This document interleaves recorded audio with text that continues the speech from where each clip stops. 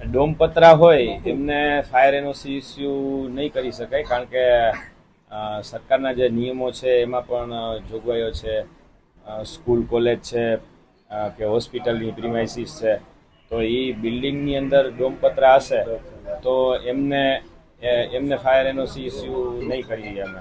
અંદાજિત બાંધકામ તો હવે આપણને બાંધકામ શાખા અથવા ટાઉન પ્લાનિંગ શાખામાંથી એની મળી શકે વિગતો. ના, ડોમપત્રા હશે તો એને ફાયર એનઓસી ઇસ્યુ નહીં કરી શકીએ.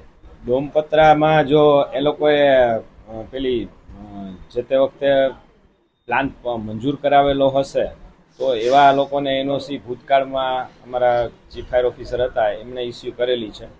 એટલે મંજૂર પ્લાન હોય અને એમાં હશે અને એ પણ જો સેફ હશે અને ફાયર રિલેટેડ અમને કોઈ રિસ્ક નહીં દેખાતું હોય તો એમને જે તે વખતે ફાયર એનઓસી ઇસ્યુ કરેલી હશે.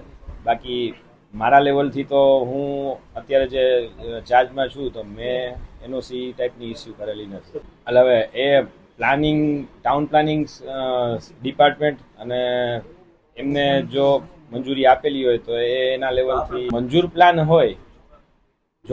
પ્લાન હોય તો અમે એનઓસી કદાચ ભૂતકાળના અમારા ચીફ ફાયર ઓફિસર છે તો એમને આપેલી હશે. સાંજ સમાચાર ફેસબુક પેજને લાઇક કરો, વિડીયો શેર કરો અને વધુ વિગતવાર સમાચાર માટે sanssamachar.net વિઝિટ કરો.